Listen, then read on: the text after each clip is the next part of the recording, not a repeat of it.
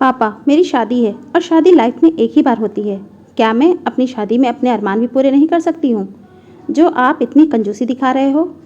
राधिका अपने पापा परेश जी से नाराज़ होते हुए बोली, लेकिन इससे पहले उसके पापा कुछ कहते, उसकी मम्मी मनीषा उसे डांटते हुए बोली, अपने पापा से कैसे बात कर रही हो तुम? सारी तमीज़ बेच खाई क्या तुमने? यह दिमाग सातवें आसमान पर हो गया है। मनीषा कुछ आगे बोलने को हुई तो परेश जी ने उसे चुप रहने का इशारा किया। इससे पहले परेश जी राधिका से कुछ कहते या उसे समझाने की कोशिश करते, राधिका ने कहा, हाँ, सारी कमी मेरे लिए ही है। अपने दोनों बेटों पर खर्च करते हुए आप लोग ज़रा भी नहीं सोचते, पर मेरे लिए पता नहीं, हमेशा आपके पास कम ही पड़ जाता है पैसा। कहते हुए राधिका पैर पटकती हुई कमरे से चली गई। क्यों नाराज़ करती हो तुम उसे? अब कुछ दिन ही तो हैं, फिर तो शादी करके ससुराल चली जाएगी। परेश जी ने मनीषा से कहा।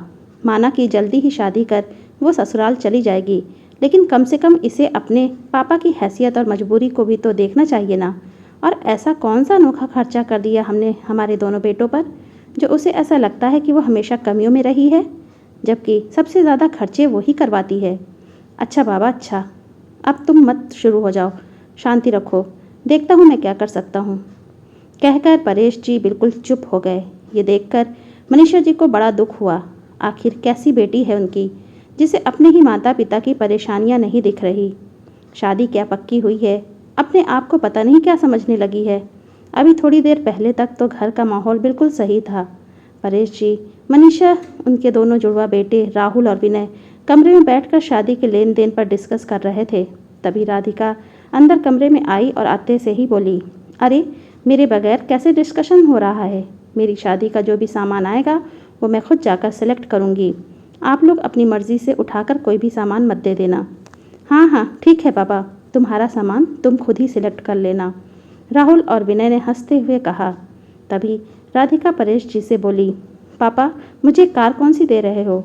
मैं कार भी अपनी मर्ज़ी से ही लूँगी। उसकी बात सुनकर सब लोग हंस दिए। कौन सी कार? भाई, कार वार तो हम नहीं दे रहे, विनय ने कहा। तो राधिका बोली, मैं तुझसे बात नहीं कर रही हूँ, पापा से बात कर रही हूँ। और कार क्यों नहीं दे रहे हो? मैं इस घर की इकलौती बेटी हूँ, मेरे बाद फिर किसे दहेज देना है तुम्हें? मुझे तो शादी में कार चाहिए ही। सब लोग फिर से हंसने लगे तो राधिका तुनकते हुए बोली, मैं मजाक नहीं कर रही हूँ, मुझे सचमुच कार चाहिए। मेरे ससुराल वाले भी तो देखें कि मेरे मायके में कितना दम है। और वैसे भी दहेज लेकर जाऊँगी तो ही तो इज्जत होगी। देख, ससुराल में इज्जत कमानी पड़ती है, इज्जत कोई दहेज से या सामान से खरीदी नहीं जाती, राहुल ने कहा। अपनी एडवाइस अपने पास रख, मुझे नहीं चाहिए, मुझे कार चाहिए, बस वो दो मुझे। उसकी बात सुनकर मनीषा जी ने शंका जाहिर करते हुए कहा, क्यों, अंगद के परिवार वालों ने कार मांगी है क्या तुमसे, या अंगद ने कुछ कहा है? नहीं, वो लोग तो कुछ भी नहीं मांग रहे, पर मुझे तो कार चाहिए, मेरा दहेज शानदार होना चाहिए, राधिका ने कहा। तो मनीषा जी ने कहा, देख, कोई कार वार नहीं मिलेगी तुझे, बेवजह का नया स्यापा मत पाल। कार कोई 10-15 हज़ार रुपए की नहीं आती कि खरीद कर ले आए। मनीषा जी ने समझाया तो राधिका बिगड़ते हुए बोली, अच्छा, बेटों की शादी में तो खूब दहेज इकट्ठा करोगी, तभी तो इतना पैसा खर्च करके उनको इंजीनियर बनाया है। मैं तो दूसरे घर चली जाऊंगी, इसलिए मेरे पर पैसा कौन खर्चा किया है? अपनी ज़बान को लगाम दे, बहुत ज़्यादा बोल रही है। तेरी पढ़ाई में भी हम पूरे खर्चे कर रहे थे, लेकिन तुझे पढ़ने लिखने से ज़्यादा सजने संवरने घूमने फिरने का शौक़ था, इसलिए खुद ने पढ़ाई नहीं की और अब इल्ज़ाम हम पर लगा रही है।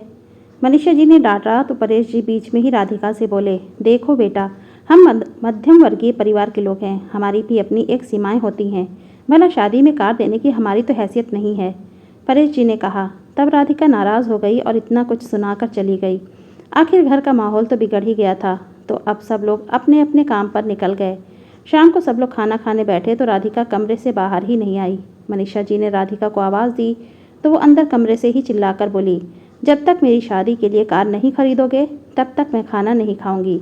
सुनकर मनीषा जी को बड़ा गुस्सा आ रहा था कि खींचकर एक चांटा राधिका के गाल पर जड़ दें, पर परेश जी ने उन्हें रोक दिया और ख़ुद कमरे में राधिका को समझाने के लिए गए।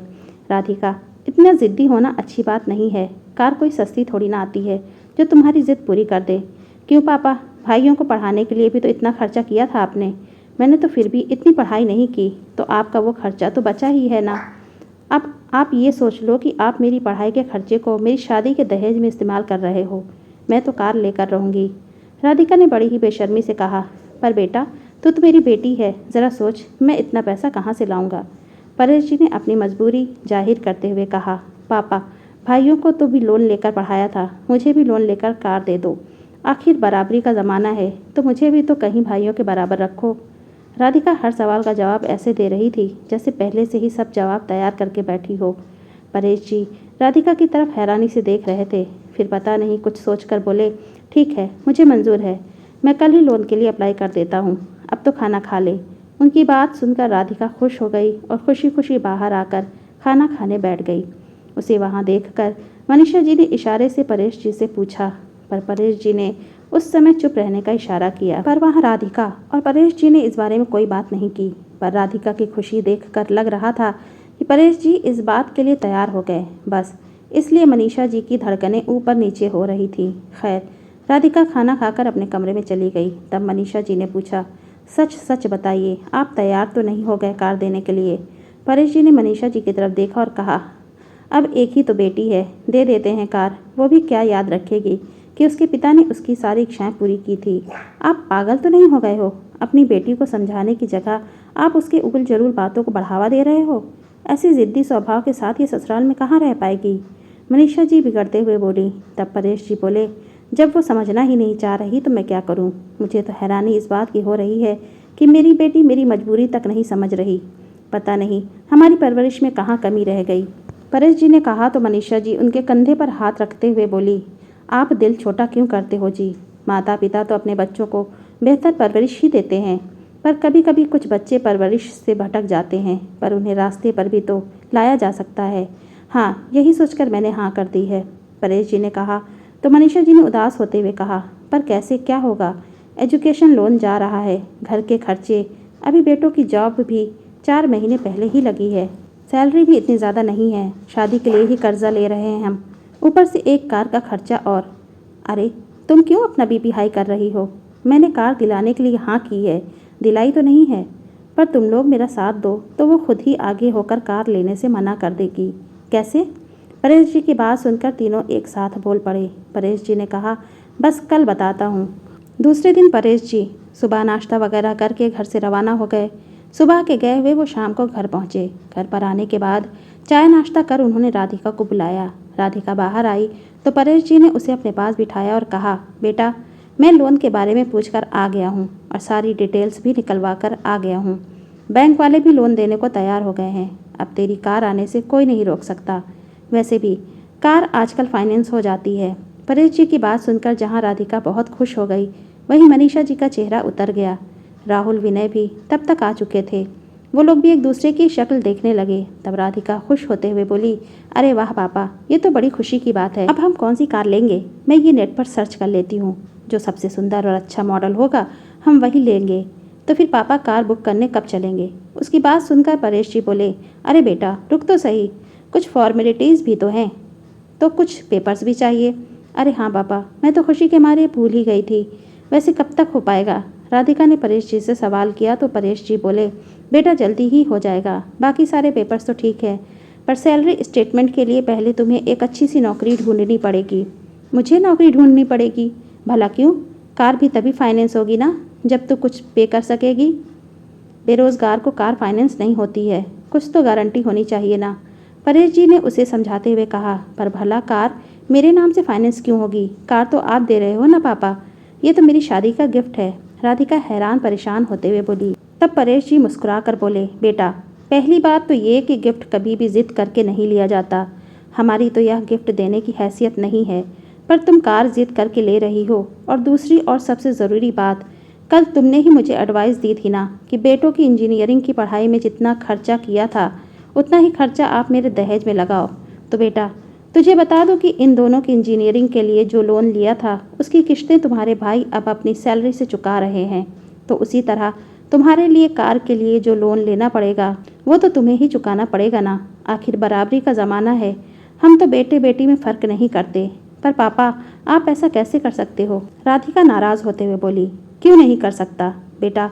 जब तुम ऐसा कर सकती हो तो हमें भी ऐसा करना ही पड़ेगा। अगर तुम्हारी हैसियत नहीं है लोन चुकाने की तो मैं अंगद जी से बात कर लेता हूँ, वो कार का लोन चुका देंगे। अब की बार परेश जी ने सख्ती से कहा।